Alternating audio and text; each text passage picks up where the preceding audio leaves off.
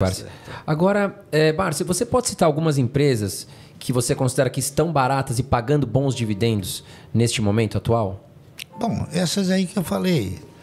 A Vibra paga um bom dividendo, a TRPL paga um bom dividendo, a Taesa paga um bom dividendo, a própria CEMIG também paga um bom dividendo, se você for olhar o custo-benefício, né? A Klabin também, a R$4, paga um bom dividendo, tá entendendo? Essas empresas, se você comprar, você nunca vai perder. Banco do Brasil a gente pode colocar também nessa lista? Também, pode colocar. Ele já esteve um pouco melhor, a questão de um mês atrás, que estava R$29, R$30, né? Agora ele evolui para uns 36. Mas ainda assim, o valor patrimonial dele é acima de 55, quer dizer, a relação preço-patrimônio, ela está muito desajustada, né? E veja bem, o Banco do Brasil é uma empresa que ela distribui um payout, um dividendo, melhor do que os demais bancos. O único banco que chega um pouquinho perto dela é o Santander, tá entendendo? Que paga um pouco menos e custa mais ou menos o mesmo preço. Mas os outros bancos pagam bem menos. Nossa, você não faz ideia quanto menos, tá entendendo? Falando em bancos, o senhor acha que com essa vinda dos bancos digitais, muitas pessoas falam que os bancões morreram, né? Bradesco e tal. O que você pensa sobre? Eu acho que eles estão adormecidos, tá entendendo? Porque os bancos digitais, eles vão ter uma ascensão forte, mas o problema do banco é que o brasileiro não tem grana, tá entendendo? Essa que é a verdade, né? O banco precisa ter o quê? O banco precisa ter o cidadão que deposita o dinheiro lá. Então, os bancos digitais, eles estão oferecendo tantos benefícios, né? Que o cara não precisa ter dinheiro. Então, eles estão crescendo à luz do quê? À luz de novas parcerias, mas de parcerias de pessoas que não têm recursos, né? Barsi, agora uma pergunta que muitos me fizeram. Você deu uma declaração falando o seguinte: fundos imobiliários são um conto do vigário. Eu queria que o senhor comentasse mais sobre essa sua declaração. Olha, o fundo imobiliário, a exemplo de todos os fundos, eles não geram um bom resultado para o cidadão. Os fundos imobiliários, eles estão lastreados em quê? Na locação de lajes, corporativas ou não. O nosso país ele tem uma indecisão muito forte com relação aos agentes econômicos. Então, de repente, a economia sofre um problema qualquer e as locações elas passam a diminuir ou então até a inexistir. E imóveis, Barsi, o senhor investe em imóveis físicos como forma de investimento? Não. Como oportunidade, sim, mas como investimento, não. Você comprou um imóvel para comprar? Agora, por vias indiretas, eu também tenho imóveis, né? Você nem faz ideia quantos. Por exemplo, você sabia que a Klabin tem inúmeras fazendas? E uma delas tem 62 quilômetros de comprimento por 57 de largura? Não sabia. Então, é imóvel. Viações você tem imóveis, né? Então, só que é um imóvel que se presta para quê? Se presta para servir, para fazer um florestamento e um reflorestamento, que ele é o quê? Ele tem uma rotatividade extraordinária. Então, indiretamente, eu invisto em algum imóvel, mas não diretamente. Entendi. Tá entendendo? Agora, imóvel, ele é bom dentro da questão oportunidade. Como investimento para gerar renda, não é um bom negócio. Oportunidade, então você diz assim, comprar ele abaixo do preço, uma boa oportunidade e colocar ele à venda e ganhar com essa operação, isso, né? Sim. É isso aí. E isso tem que saber fazer muito bem, né, Barsi? Porque tudo você tem que fazer bem. Muito bem, né? Porque tudo, não é só imóvel. Tudo, né? Porque às vezes a pessoa compra um imóvel, mas ela não vê que tem tem os juros, ela fala que é dela, mas não é, porque na verdade o imóvel é do banco. Ela financiou lá tantos anos e aí, de repente... Eu estou partindo do princípio que você comprou o imóvel e não fez nenhum financiamento. Porque comprar imóvel financiado é pior ainda. Aí piorou o negócio. Pois é, e tem muito brasileiro que acaba perdendo. A nossa estrutura no Brasil, se você for pegar histórico, e é verdade, até o Banco Nacional da Habitação quebrou. Sabia disso? Que era o que financiava os imóveis, né? Exatamente. Então... Pois é, e a gente tem uma discussão muito grande com os brasileiros, porque a gente sabe separar o sonho. Tem muitas pessoas que têm o sonho de ter a casa própria, né? E com a família, enfim. Mas nós sempre gostamos de deixar claro essa questão de financiamento. Porque às vezes a pessoa, né, André, ela fala assim, poxa, eu financei em 30 anos. Eu estou no meu imóvel, só que não é dela, é do banco. Porque se ela parar de pagar, o banco nem pega. Então é algo que a gente gosta de esclarecer. Agora, falando de erros... Né, Barsi? Todo investidor já cometeu algum erro que fala, essa ação eu errei ou esse erro eu não deveria ter cometido.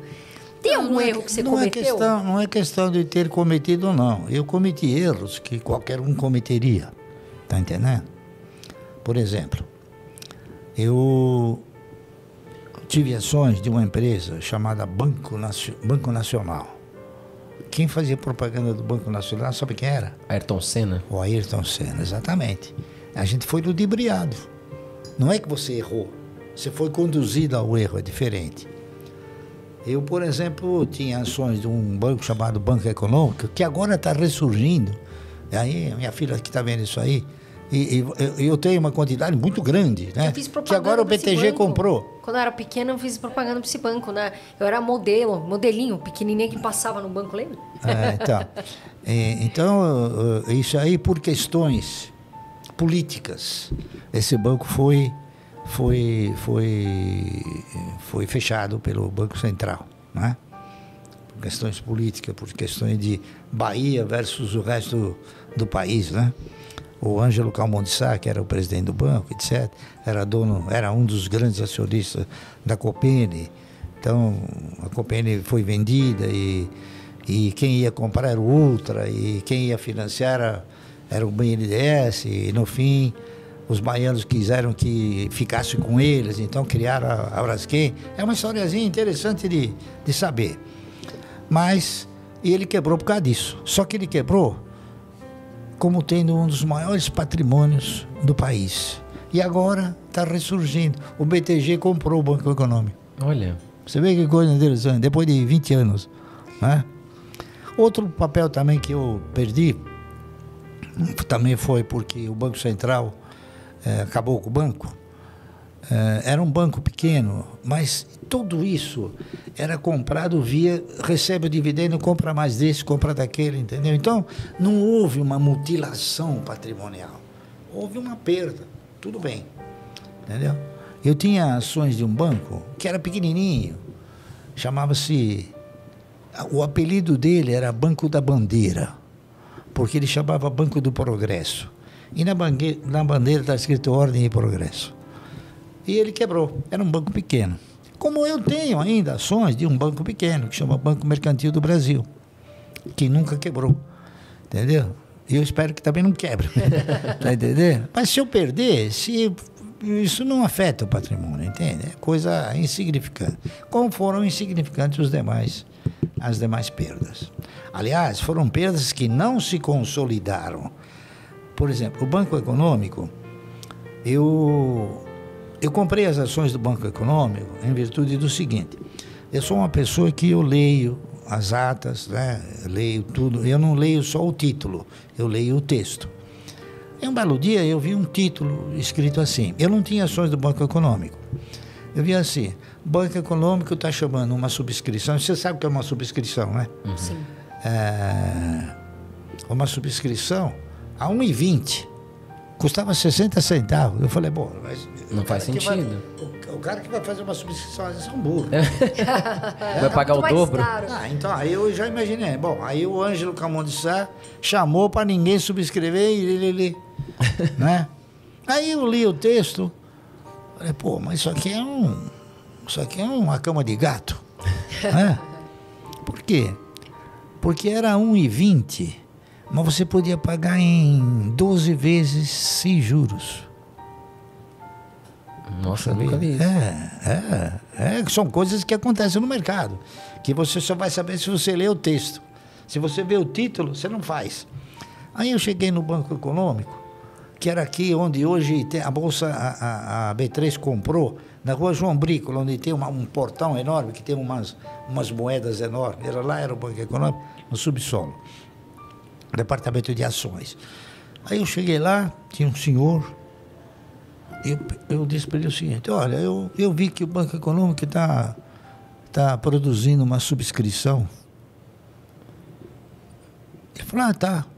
Eu falei: é que eu não tenho ações do Banco Econômico, né? E eu gostaria de subscrever. Ele falou: quantas o senhor quiser. Porque ninguém ia subscrever a 1,20, será que custava 50 centavos? Exato. Porque a maioria não leu. Eu falei: eu queria 5 milhões de ações. O cara me olhou e falou: 5 milhões? Eu falei: eu queria 5 milhões de ações. Já? Então ele me deu o direito de subscrever 5 milhões de ações a 1,20 em 12 parcelas. Né? É claro que isso daí foi projetado para o controlador, né?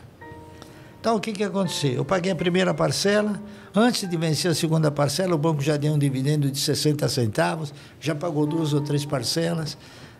Antes de vencer os 12, eu já tinha ganho em cima do banco, porque as ações então ficaram de graça. Então, eu não perdi nada, entendeu?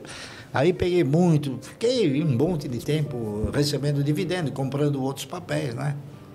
E é isso aí.